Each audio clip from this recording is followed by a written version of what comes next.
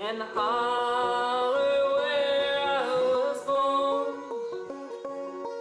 where the cool fall nights make wood smoke rise, and the fox hunter blows his horn.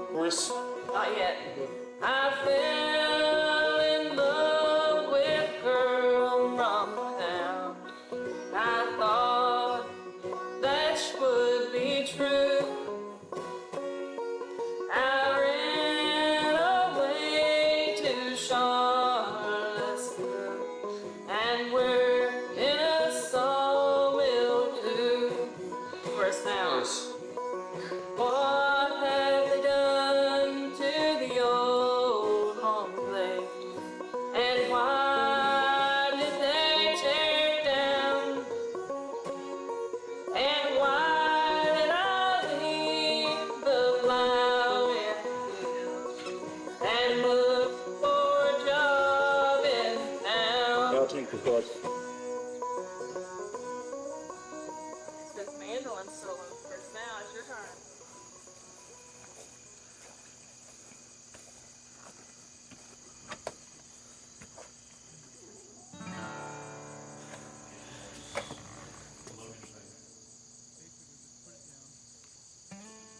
There are a lot of labels floating out there, you know.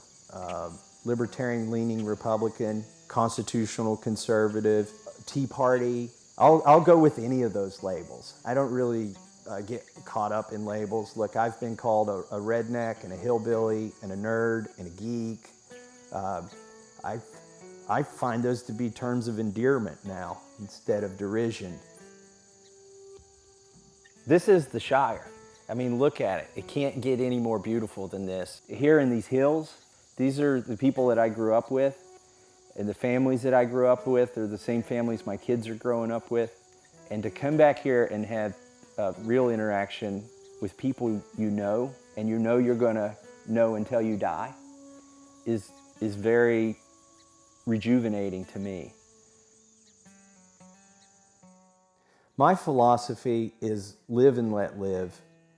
And I think it comes from growing up here in Eastern Kentucky, where sort of the motto is, you don't worry about what somebody's doing in their holler if they don't worry about what you're doing in your holler. And that comes from the people who settled these hills. They learned to be self-sufficient, and they learned not to poke their nose in their neighbor's business.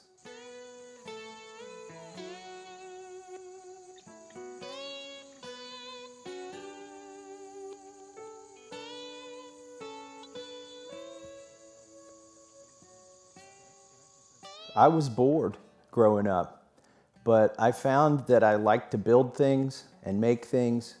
Especially things that would improve other people's lives. When I was in junior high, I invented a flower pot that would water itself when the soil got too dry. And that was for my grandmother, who liked to travel a lot, and she wanted to make sure her plants didn't die when she was gone. Now, she was paying my brother and my sister to water her plants when she was gone, and I decided to liberate them from their paycheck and invent a self-watering flower pot. Water is life.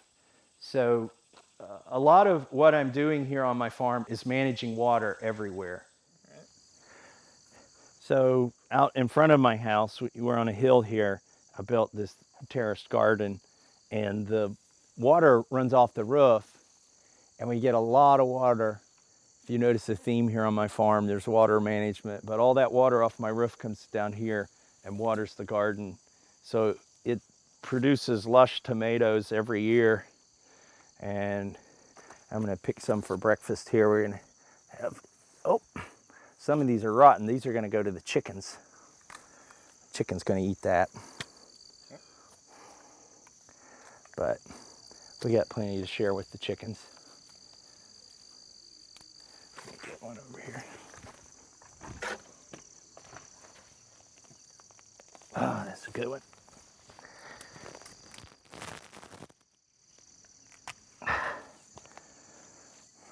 That's going to be yummy on a BLT.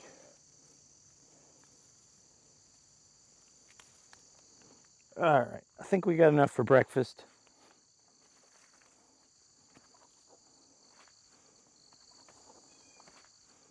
We don't compost because basically everything we produce, the chickens or the dogs will eat. So we don't really have to compost things. Looks like we got 2 eggs. Well, that one's still warm. So there's a couple levels of farming. You can buy the offspring after they're hatched or born, but really the next level is when you start breeding your own stock. These chicks were raised right on the nest with the mother, and the benefit of that is we never have to bring them inside and put a heat lamp on them or feed them. They've never been fed little chickie food. They just come out here and eat whatever their mama's eating, which today happens to be tomatoes and bugs.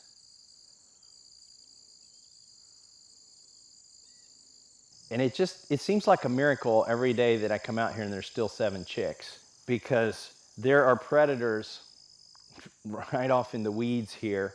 There are raccoons, there are foxes, there are coyotes, there are the neighbor's dogs. I like to say the reason so many things taste like chicken is that everything likes the taste of chicken. Maybe there's 3 reasons we don't have cats on this farm. Number one, they would attack chickens, and you just can't train a cat not to eat a chicken. Number 2, on this farm, cats are pretty far down on the food chain. Like, we've had cats because they do go after mice, and so they are somewhat useful, but we don't keep any animals in the house. Like, that's just something we don't do on the farm. There's plenty of room outside for the animals. We don't have to sleep with them. But when you keep cats outside, there are coyotes and other things that, and snakes that will attack cats. So our cats just don't live very long here. One reason I don't have the electric fence turned on is these chicks right now just sort of walk in and out of the electric fence at will. They don't respect it, and I'm afraid if I turn it on, it might electrocute them. The big hens can take it, but the little chicks can't. So we're playing chicken roulette right now. The electric fence has been off for 3 weeks. And so the fact that these 7 chicks have been alive for 3 weeks is pretty miraculous, given how natural selection works. So that's got to be a pretty good mom.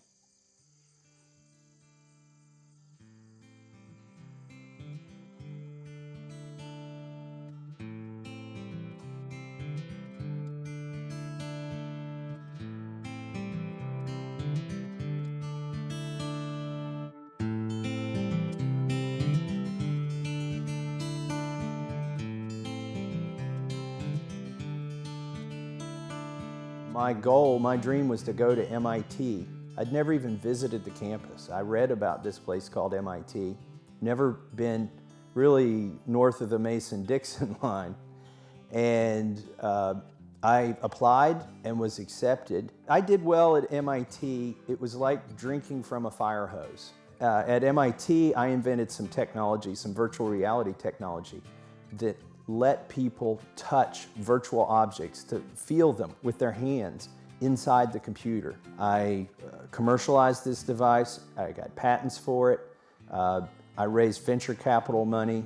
A lot of this happened while I was still in school. My high school sweetheart, who actually grew up on this farm, also went to MIT. So we were doing this company together while we were both students at MIT. That was very rewarding, but my wife and I wanted to get back to Kentucky. And because we had started the company in our married student housing dormitory, we had hired 70 people in New England. I thought about trying to offer them all 40 acres and a mule to come back to Kentucky with us, but ultimately we had to sell our ownership and separate from the company in order for us to relocate here in Kentucky, where we wanted to raise our kids the same way we had been raised. We bought the farm that my wife grew up on. Her parents still live here. And we decided to build a house and to do tangible things. I had been living in virtual reality, Yeah, that was my business, a virtual reality device. Getting back to the earth and was important to both my wife and I. So we wanted everything about our house to be real and nothing about it to be fake. Kentucky was the best place for us to live this dream because there are very few regulations here. Let me kick it off. Okay, kick it off.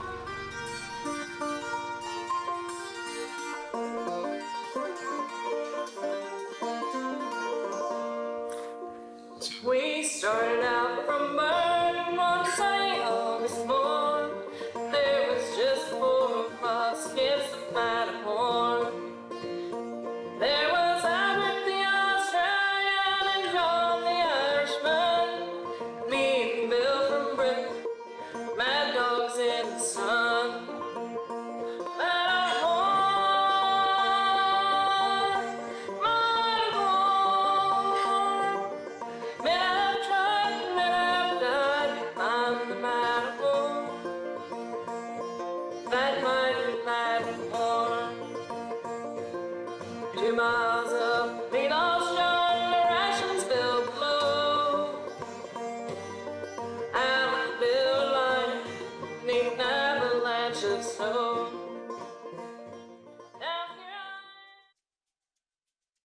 I came back here just to blend in. I didn't want to be the nail sticking up. Shortly after coming back here and starting to build our house with everything real, the local government decided they wanted to start passing more laws and restricting what you could do with your land. I thought, well, I can just ignore that and just go on with my life.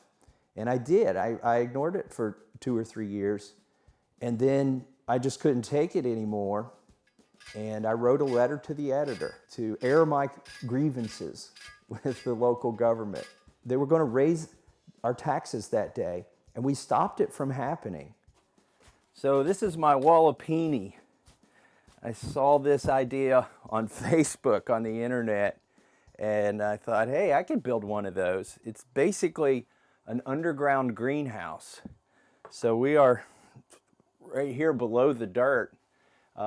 The roof is 2 layers of plastic, and I can grow vegetables in here in the middle of the winter because the earth keeps the greenhouse warm all year round, and plants never freeze.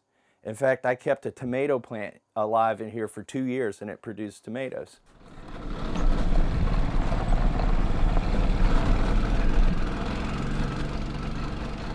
All right, so on my farm, there are some very large stones like this, and they're great building material, but they're too big for me to manage. So what I do is I slice them up using a gas chop saw and wedges to split the stones. So this is a stone where I've sliced into it with the saw and then drove wedges into it and split it. Eventually, I get down to something about this size, but that's not a nice looking face, so I want it to look good. So I face this with the chisel. So my idea for my house was to build it all from stone and timber that I could find here on my farm. And when I told people that I was going to do that, they were worried for me that the stones wouldn't be good enough, that somehow because they were available right here on my farm and local, that maybe they were inferior. And I'm sure you've seen stones that look like this. This is how they end up looking like this. And when they try to imitate stones that look like this, they're trying to imitate work, because this is a lot of hard work. But I think there's this notion that if something's available locally, it's not as good, that it's got to be exotic, that you've got to get this stone from Italy in order for it to be something meaningful. For me, it's more meaningful because it came from the location where I'm building the house. Literally, I want a house that's coming out of the ground and belongs here. That's the other thing. The stones on my house match the stones that we're walking on in the ground here because it's the same stone, and it's going to last pretty much forever. We had an ice storm that struck our farm in 2003, and fell a lot of trees on our property. I spent a year with my bulldozer and a winch going into the woods and dragging these trees out. And those are the trees that are here in my house, the ones that nature cut down for me. I just had to drag them to my sawmill and then cut them into the shapes that would form this house. I started studying timber framing, and I even signed up for a one-week class in Tennessee on timber framing. And when I went there, I learned how ignorant I was, and that the beauty of building a timber frame house is that you can make the fasteners out of the same material. The fasteners are wood. The whole house is held together with wooden pegs. But if you study it even more, it's not even the pegs that are holding the house together. There's joinery. The tenons go in the mortises. And then if you lay it out correctly and properly, almost all of the joints are held together just by the force of the house, not by the pegs. So when I found out they were trying to zone the county, that means they wanted to pass a law where we would be required to go to the local government and ask their permission to do things with our property. I decided to write another one of my letters to the editor. 30 people showed up at that zoning meeting. Now, I stood up to speak first, and after 5 minutes, the chairwoman advised me that I should sit down, that I was done speaking.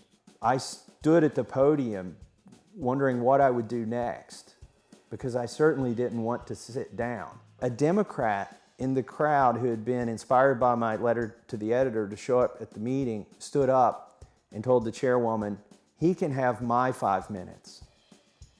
And she said, okay, Mr. Massie, you've got 10 minutes now.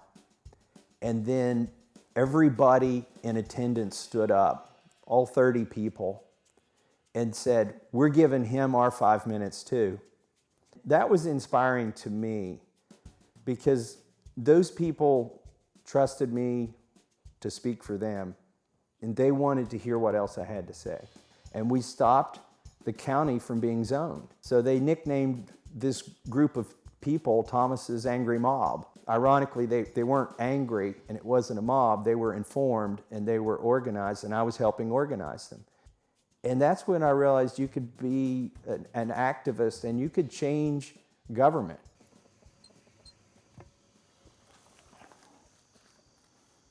It's 88 PSI. We have a pond that's 200 feet in elevation above the house.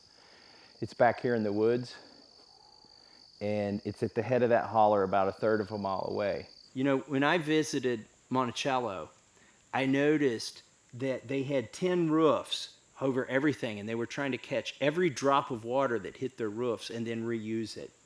But I also noticed the next hill over from Monticello was much taller than Monticello.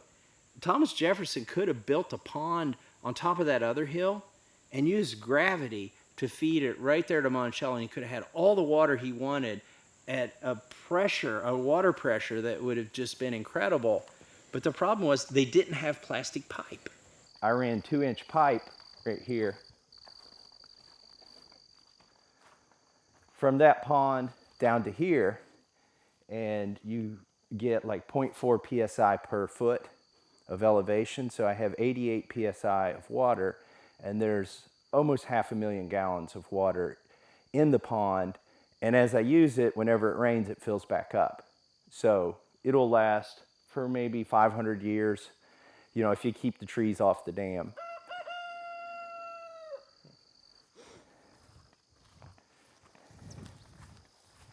Because without water, you can't have anything.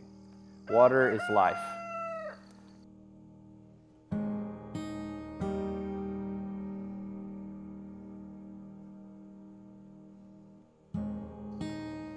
So eventually I was persuaded by the people who were inspired by my letters to the editor.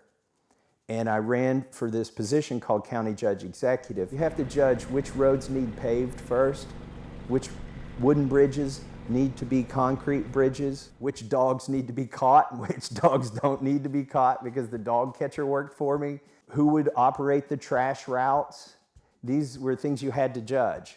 It's not government from 30,000 feet like it is in Washington, D.C. You're in the trenches with bayonets and pitchforks trying to settle these issues. I was inspired to go to other counties and talk to groups that had organized. One of the messages that I try to get across to people who want to get involved in government is that you got to be involved at every level, and that even the water board or the sewer board or the school board has the power to take your property either through taxation or outright condemnation. And that's a very powerful thing. And so you need to either run for that office or be very concerned about who takes that position. I was building a base that would ultimately persuade me to run for this congressional seat. And that's what happened, is our congressman announced his retirement, and these people that I had gone to and spoke to, because they cared and I cared, they got me elected to Congress. It's my great pleasure to recognize and yield to the new member of the Kentucky delegation, Thomas Massie.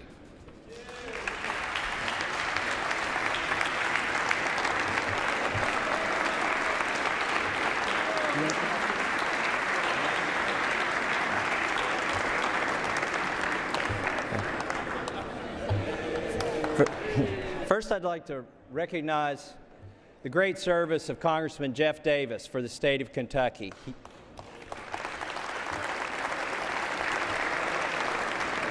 He served us well, and those are some very big shoes to fill. Thank you, Mr. Speaker. Thank you, Chairman Rogers, for the introduction. Tonight, I have in the gallery my family. My grandmother is here, my mother is here, and my 4 children, but most of all, my wife, Rhonda, is here.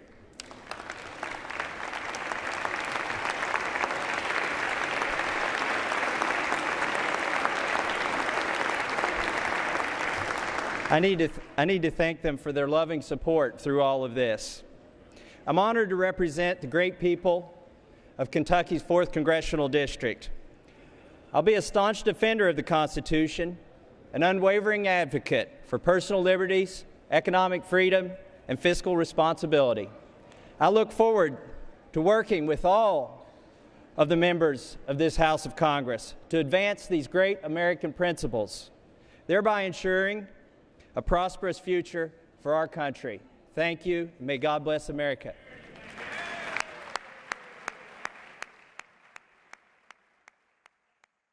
And now I'm in Congress, so I tell people my life, my career started out in virtual reality, then I came back to the farm, and now I'm back in virtual reality in Washington, D.C. Yeah, one of my sons now, he doesn't like working for me, so he went and got a paycheck. He got a job where he gets a paycheck, working construction. He's 17. And now he's got the little stub that's got withholding on it. So there's FICA and federal income tax and state income tax. So, you know, until then, I've been paying in cash. So I asked him, what do you think now, son? And he showed me his pay stub, and he pointed to the federal withholding. He said, I think I'm paying your salary now, Dad. You work for me. And he slept out here. These guys are hanging out here because it's a lot cooler out here than it is inside their hive right now. The bees provide 2 things. They provide honey, but just as, or more importantly, they pollinate my fruit trees out here.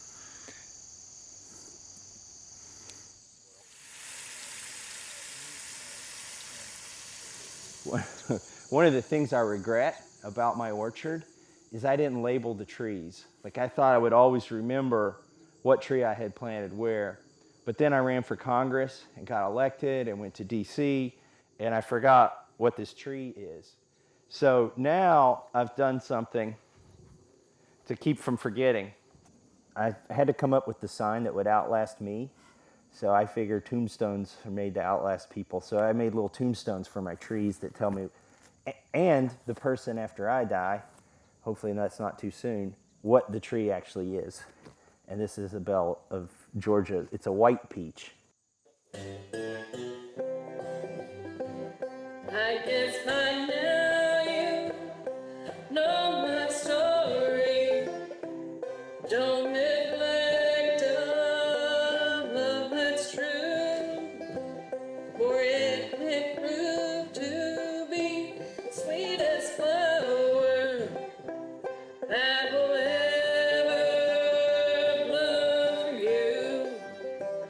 It could be your mother, sister, or brother, husband, wife, or little child. Be your untrue lover that you've neglected all the while. Please don't neglect the rose in your garden. Show it your love every day, and it'll bloom for you all its beauty, and it will not fade away. That's it. Man, that was a train wreck on my part. I apologize. I forgot the words. I couldn't sing it. You got a good voice. This is the Shire. I mean, look at it. It can't get any more beautiful than this. And it stands in stark contrast to what lies beyond those hills. Eastward is Mordor. And I mean, Washington, D.C. When I go there, there's no greenery like this.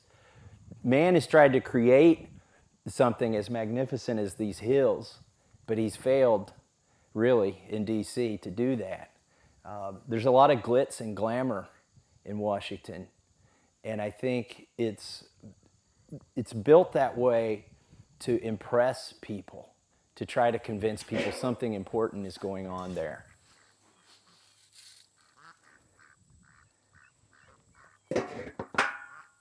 Here, ducky.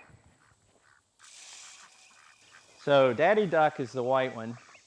He's a, oh, they don't like me interrupting their food. The white one is the daddy duck. The black one is the mama duck. He's a meat duck. He's a Pekin duck. And this is a Cayuga duck. And she lays eggs. And my goal was to cross the meat duck with the egg layer so that the offspring would be sort of a dual purpose duck. So that solar panel powers this. Now, I can plug a fence charger into my house. Anything that's running off electricity on the top of this hill is running off solar power. Whether it's got its own little solar panel or whether it's running from my house. I learned you don't touch the metal bucket and the duck fence at the same time because you might mispronounce duck.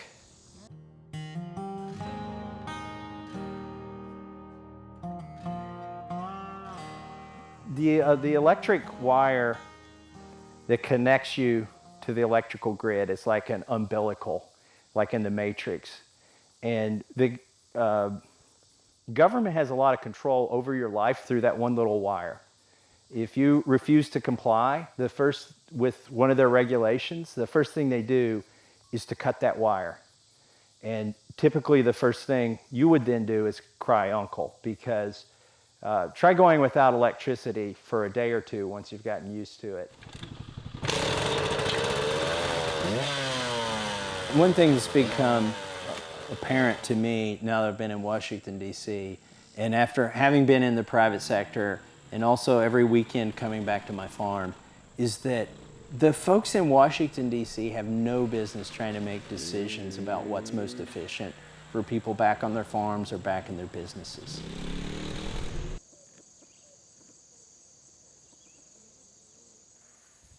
Out here, heating with wood is a very inexpensive, practical, renewable way to sustain your household. And in Washington, D.C., the EPA, even without congressional action, has been trying to crack down on wood-burning stoves because they've got this notion somehow that all the trees are going to disappear and that burning wood is a bad way to create heat. Well, you can see over here on my hillside, like literally, even before you get to the real leafy stuff, there's 4 or 5 dead trees right there that will heat my whole house this whole winter, this entire winter. The 4 trees that you can see will provide all the heat that I need. Now, if I don't go cut down those dead trees and burn them in my wood gasifying boiler, they're going to fall down and termites are going to work on them. And instead of producing CO2, now they're going to produce methane, which the environmentalists say is 43 times as worse in terms of a greenhouse gas than carbon dioxide. All right, so this is my boiler room, and this is where all the heat for the house comes in the winter. My children stack wood on these U-boats, and we roll them into the basement, and if we fill up 4 of these U-boats, we've got enough wood to heat our house for a month. So this is a gold mine to me right here. I found a fallen tree across my trail where the wood has already dried out. You put the wood in the boiler, and instead of burning the wood directly, it gets it really hot, turns it into charcoal, drives off the gases like the hydrogen gas and the other hydrocarbon gases, forces them down into a lower chamber where it burns at 1,500 to 2,000 degrees in a ceramic chamber. And literally everything burns in that chamber. And the benefit is all of the smoke is combusted in that chamber as well as the things that normally burn.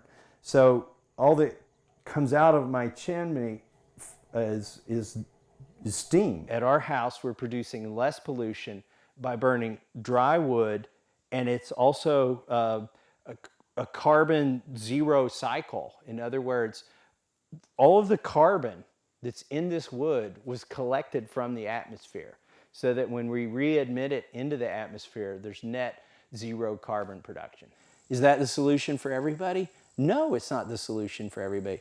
But every solution needs to be tuned to the local environment and the local culture. And that's why it's so wrong for Washington, D.C. to try and dictate that.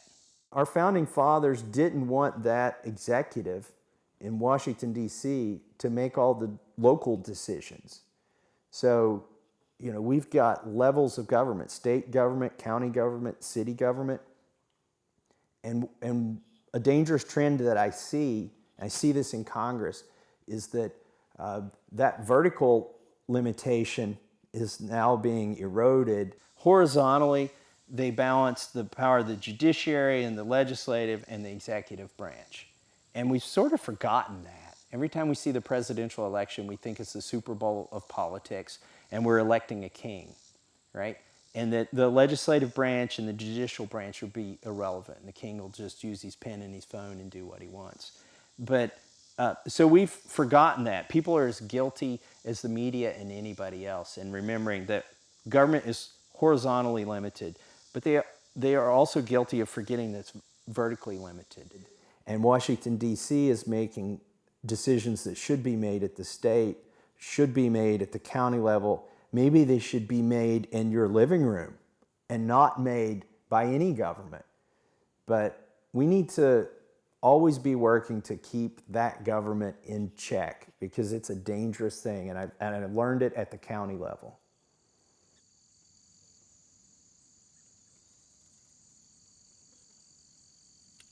So my cattle are on the other side of the creek there in the distance, and we're going to move them over here because the grass has had time to recover here and it's grown tall enough for them to eat. Some people say that cattle are bad for the environment and that you shouldn't eat beef because more productive things could be done with the land. And those people really have never seen a farm in Appalachia, because look at this field right here, this terrain. Most sane people would not drive a lawnmower on it. It's a hill, right? You can't grow any kind of crop here effectively.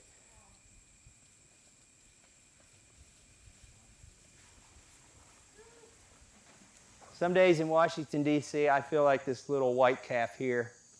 I look around and say, how'd I get here? What am I doing here? Do I belong here? The farm has taught me how to be more patient. And that's the greatest resource I think you have to have in Washington, D.C. These cattle here, the genetics are the result of 3 or 4 generations of breeding. And I've got mama cows that have calves on their own without a lot of problems. But you can't expect all of that in 1 year or 2 years. Making food for other people and watching them eat it and it provide nourishment to their bodies, that's honest. That's not fake. And something got done and somebody appreciates you for it. And those are concepts that are somewhat foreign in Washington, D.C.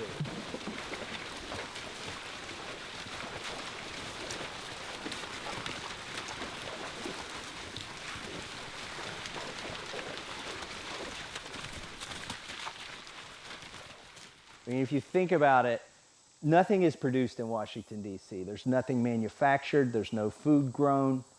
There are very few inventions created, if you will.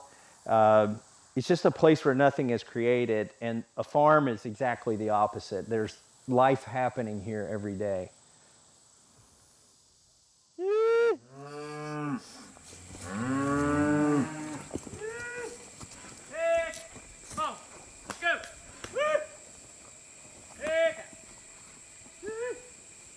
I've found out that I can get more money for my animals if I keep feeding them grass, get the calves to an older age, and then sell that beef directly to consumers. Now, there are government barriers to that, as you can imagine. And the big players in the beef industry don't want any of those barriers removed. So the USDA rules require you to employ a USDA inspector in your facility full-time if you want to have the USDA certification. And there's a butcher house 3 miles from here, 3 miles from my house, that does a fantastic job on these animals. And as long as I sell you a share of this animal before I take it to that butcher shop, it's all legal and you can have the meat after it's butchered. But I can't sell you less than a quarter of the animal. And it's healthy, and the U.S. government has no problem with that. But if I try to sell you a steak, and we don't pretend at least that you own this animal before I butcher it, I go to jail. And the big guys like that, because you can imagine how hard it is if I come up to you and say, would you like to buy some of my beef? And you say, yes, I'm having a cookout this weekend. And I say, great, the smallest order is 300 pounds. But you can go to the supermarket and buy one steak because that has the imprimatur of the USDA, because that facility employed a USDA person and kept them at their facility when they were butchering. So the net result of that regulation is, instead of going 3 miles from my house, I have to go 150 miles from my house to a facility that has a USDA inspector, which raises the price and the effort. And then I've got to come 150 miles back with frozen beef without letting it fall, and then distribute frozen beef to consumers. It's a very difficult proposition. Democrats and liberals want the ability to buy locally and consume healthy food, and they're starting to wake up and realize that the healthiest food comes from your neighbor where there's accountability. It doesn't come from some centralized industrial food production system that's corporate. And this is what we're going to be eating, beef brisket. You cook this low and slow.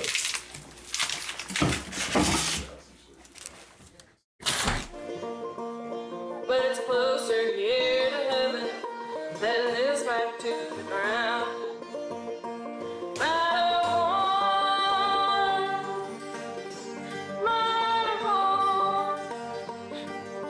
Man, I've tried, man, I've done, I'm Matterhorn. That mind of Matterhorn. Take a break, babe.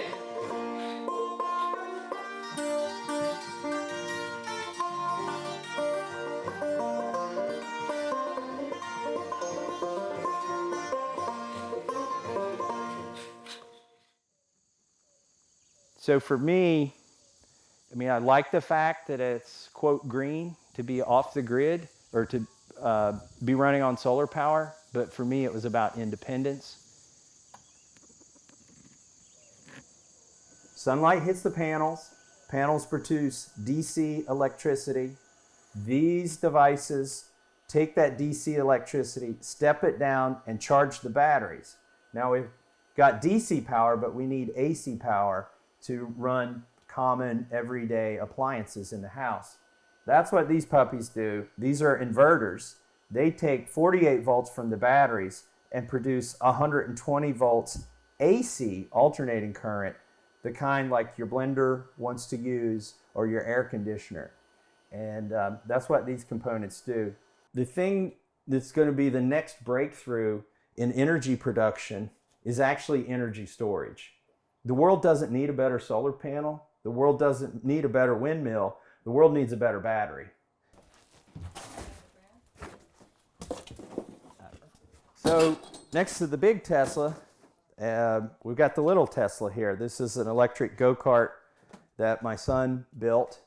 And we charge it with the solar panels. And then, in a zombie apocalypse, when the zombies take over the refineries and they're shut down, we'll be able not only to drive a car off of the solar power from the house, but we'll be able to also have a go-kart.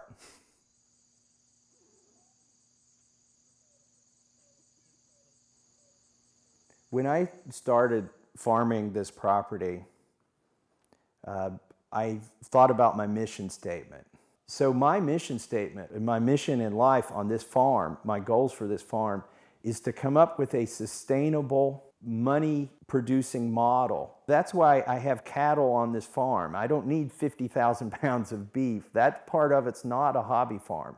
That part of it is figuring out a business model that the next generation can use, whether it's my children or somebody else's children.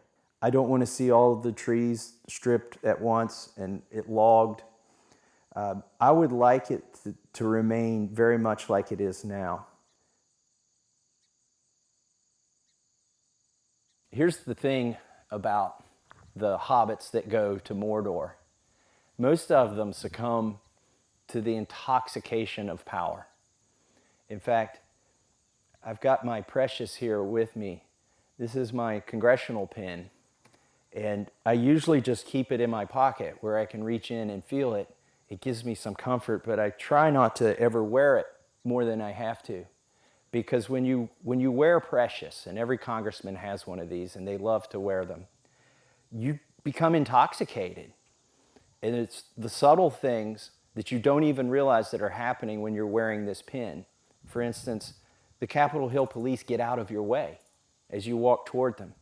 I once bumped into a policeman because I didn't have precious on, and he didn't yield to me.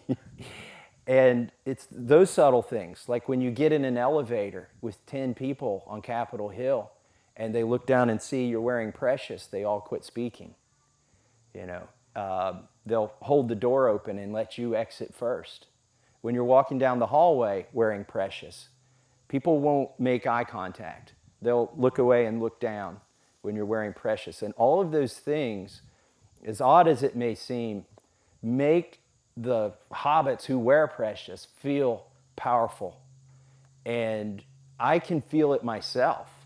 And it's a scary feeling because I know if I wear this for too long, it's going to affect me, and not in good ways.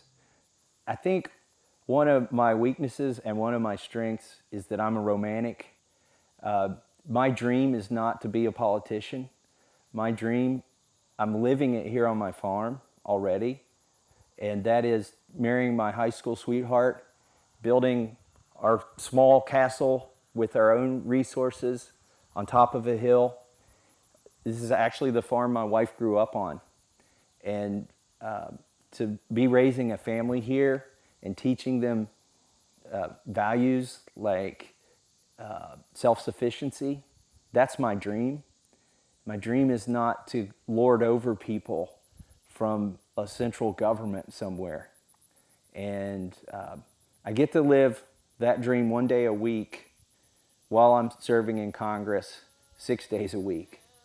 And that's important to me. Since mandolin solo first, now it's your turn.